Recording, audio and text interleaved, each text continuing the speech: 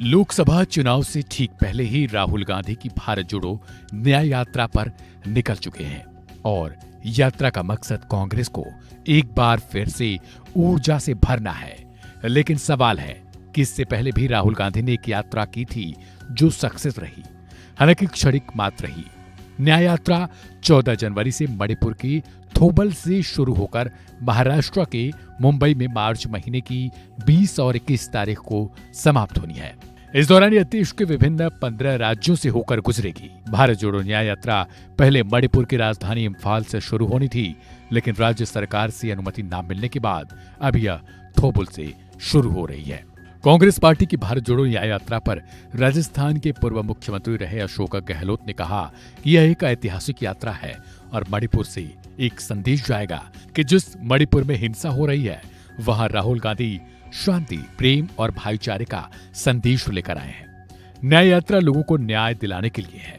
जो हिंसा हुई है 8 महीने से हम देख रहे हैं, बलात्कार हुए हैं, यहाँ के मुख्यमंत्री खुद मान रहे हैं कि इतने बलात्कार हो रहे हैं। आप एक ही बात कर रहे हो, पत्रकारों को कह रहे हैं इतनी हिंसा हो रही है, इतने FIR दर्ज हो रही है, मैं कुछ नहीं कर पा रहा हूँ, तब भी रोकने का प्रयास भी नहीं हुआ। और आज राहुल गांधी जी का जो स्थान चयन किया गया मणिपुर को, मैं समझता हूँ मणिपुर से मैसेज आएगा पूरे मुल्क के अंदर। मणिपुर जहाँ पर हिंसा का दौर चला हो वहाँ शांति का, प्यार का, मोहब्बत का, भाईचारे का संदेश लेके राहुल जी निकल पड़े हैं और न्याय यात्रा के रूप में। जब इस यात्रा न्याय कैसे मिले लोगों को, इसकी तरफ पूरे मुल्क वासियों का ध्यान आकर्षित होगा। यात्रा के माध्यम से अन्याय, अत्याचार, उत्पीड़न हो रहे हैं उस पर होगा। महंगाई, बेरोजगारी हो रही है, गरीब अमीर की खाई बढ़ती जा रही है, इतने मुद्दे हैं, उन सब में न्याय मिलना चाहिए देशवासियों को। इस नाम की यात्रा है। सवाल है कि एक यात्रा तो राहुल पहले ही भारत को जोड़ने के लिए निकाल चुके थे, फिर अचानक से न्याय यात्रा की क्या जरूरत है? दरअसल कांग्रेस अपने अस्तित्व को बचाने के लिए लगातार जद्दोजहद कर रही है।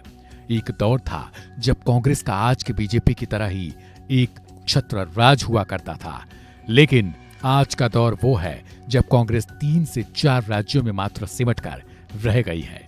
यही कारण है कि राहुल गांधी लगातार अब कांग्रेस को बचाने के लिए कोशिश कर रहे हैं। भारत जोड़ो न्याय यात्रा के दौरान तकरीबन 6700 किलोमीटर की दूरी तय की जानी है। यात्रा ज्यादातर बस से होगी, लेकिन कहीं कहीं पदयात्रा भी की जानी है। कांग्रेस के पूर्व अध्यक्ष रहे राहुल गांधी ने 7 सितंबर 2022 से 30 जनवरी 2023 तक कन्याकुमारी से कश्मीर तक भारत जोड़ो यात्रा निकाली थी।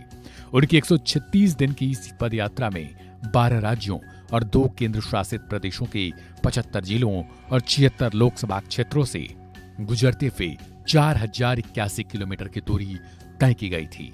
लेकिन अब न्याय यात्रा तकरीबन 6700 किलोमीटर की दूरी तय करने वाली है।